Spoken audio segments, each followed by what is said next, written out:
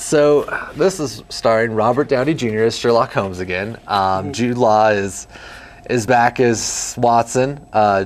Watson is about to get married, and Sherlock Holmes is going to throw him his big old bachelor party, and of course something goes horribly awry, and Sherlock Holmes didn't actually throw a bachelor party. Jude Law just gets blindly thrown into his next great mystery, which is fighting off Jared Harris as some mastermind professor who's trying to... Some mastermind professor? Okay, the mastermind. The mastermind professor. This is Professor Moriarty we're talking about. Professor Moriarty. The original arch villain. So, I'm not very familiar with Sherlock lore, so Apparently. I missed that. That's like not knowing who the Joker is. Oh, sad. In some circles. Apparently I should read my Arthur Doyle.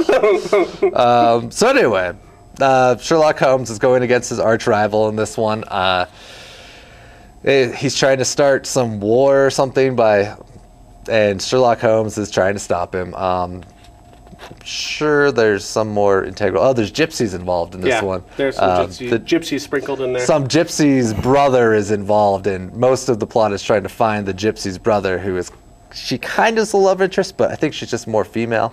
A bunch of slow-mo, how am I going to kill this guy in a fight scene, and then fast forward through it. A couple little quips here or there between Jude Law and Robert Downey Jr. And yeah, that's about it. It's kind of a Guy Ritchie movie, pretty much the same as the first one. I was actually pretty disappointed. Yeah. I have to admit, I was expecting a lot more. I don't know. I'm like, if you're gonna make a sequel, and this one was so much like the other one had magic and stuff, and it was trying to be a little bit more, oh, here's the twist at the end. And this one was just like, no, this is my bad guy, and this is how it's pretty straightforward.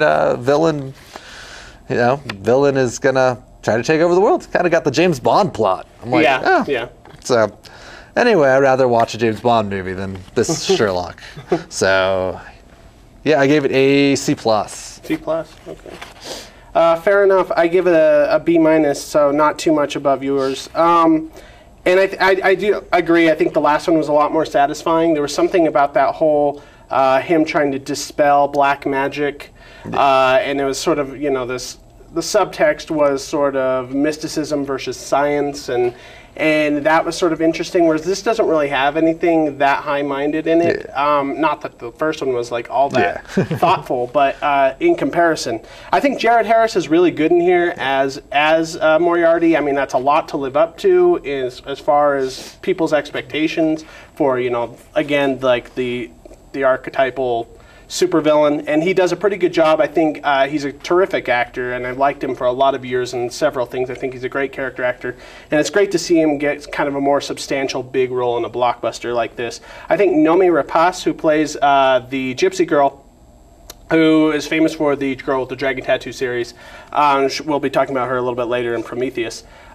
She's wasted in this movie. She has nothing to do. Her character is pretty much there for expository reasons, and she's pretty much boring whenever she's on screen. It's not her fault. It's a nothing role. They didn't know what to do with her. I think there's this stylistic choice that Guy Ritchie has that he sort of established in the first one, where he enters every set piece within Sherlock's headspace. So you see the situation kind of play out, and you think that Sherlock doesn't have it under control, and then you realize it goes back to the beginning of the events, and he plays it out, and he shows you how he's actually had the entire thing under his control and mastermind, and it's an interesting stylistic choice here or there. In this one, it's way overdone, and it slows down every set piece and makes the movie feel a little bit longer than it needs to be. So I say no gypsies, didn't need to be there.